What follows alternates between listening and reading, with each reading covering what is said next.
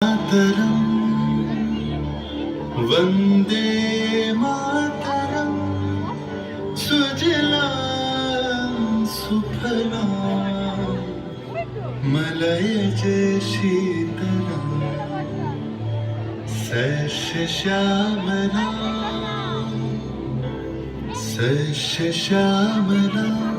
मातरम वंदे मातरम। 1908 সালের 11ই অগস্ট কিংসফোর্ডে বন্দে মাতরম বলার দোষে যে বালককে ভিত মারার হুকুম দিলেন ব্রিটিশ সরকার, তারই পক্ষে দাঁড়িয়ে ক্ষুদিরাম বসু ও প্রফুল্ল চাকি সাহেবের ফিটন গাড়ি লক্ষ্য করে বোমা চালালেন মুজফ্ফরপুরে। সাহেব নিহত হলেন না, তবু নাবালক ক্ষুদিরামকে ফাঁসির হুকুম দেওয়া হলো। জননী কুলহ তুলি পক্ষী শান্তন বাস দেহ তুলে চক্ষী কাঁদিছে তব চরণ তলে 30 কোটি নর নারী।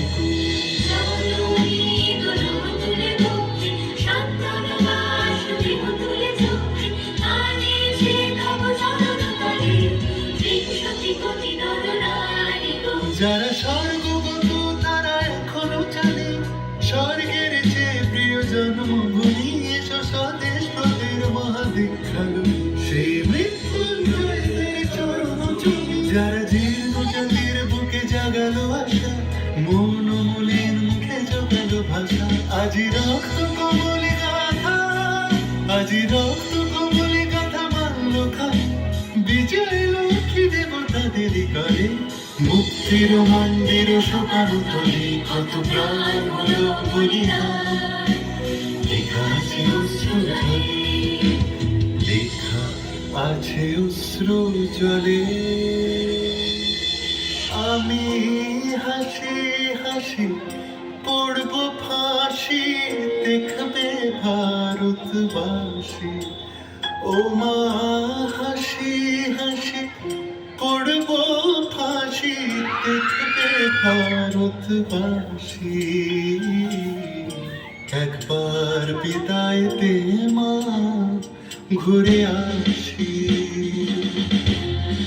18 এপ্রিল 1918 মাস্টারদা সূর্য সেন ও তার 65 জন শিষ্য মিলে পরিকল্পনা করে চট্টগ্রামে ব্রিটিশ পুলিশের অস্ত্রাগার লুট করেন এবং তারপরে লুকিয়ে আশ্রয় নেন জালালাবাদ পাহাড়ে।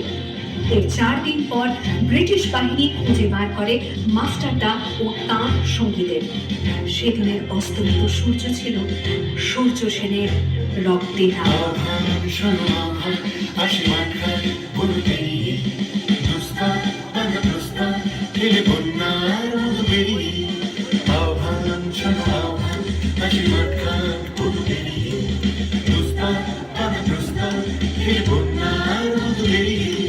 যুগ সঞ্চিত শক্তি দিয়েছে সারা হিমগির শুনলকে সূর্যের ইশারা যাত্রা শুরু হচ্ছে ছুটে দুর্বার বেগে তটিনি উত্তা কালে উত্তা নাচে মুক্ত সদরণিনী এই শুধু সূত্র যে নবপ্রাণে জেগেছে তরুণ সাজে সেজেছে অধিকার।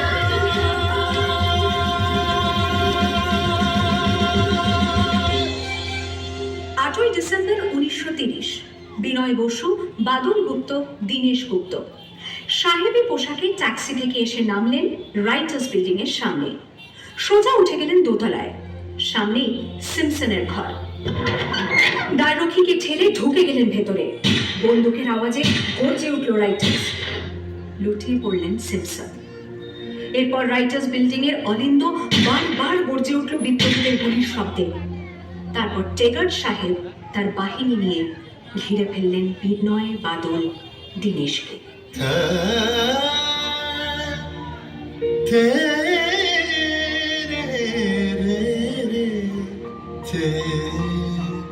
দুর্গমুখীর কান্তার মরুদস্তর বারাবার লঙ্ঘিতে হবে রাত্রি নিশীতে যাত্রীরা বসে যায়। 29 সেপ্টেম্বর 1942 তমলুকের মাটিতে কয়েক হাজার ভারতীয়কে নিয়ে যিনি পুলিশ স্টেশন ঘেরাও করার লক্ষ্যে হেঁটেছিলেন, সেই সত্তরোর্ধ্ব মাতঙ্গিনী হাজরা পুলিশের নির্মম গুলিচালনা ও লাঠিচার্জ সত্ত্বেও তার হাতের পতাকাটি মাটিতে লুটোতে দেননি। আর ঠিক তার পরের পরের বছর 1943-এর 30শে ডিসেম্বর জাপান সরকারের অধীনে থাকা আন্দামান দ্বীপ সেদিন হস্তান্তর করা হলো ইন্ডিয়ান ন্যাশনাল আর্মিকে। পোর্ট ব্লেয়ারের মাঠে তিরঙ্গা পতাকা তুললেন সুভাষচন্দ্র। এটাই স্বাধীন ভারতের মাটিতে প্রথম তেরঙ্গা ঝান্ডা। আইএনএর commander in chief Subhashchandra Bose হলেন ভারত, যাকে স্বীকৃতি দিয়েছিল 18টি দেশ। বন্দে মা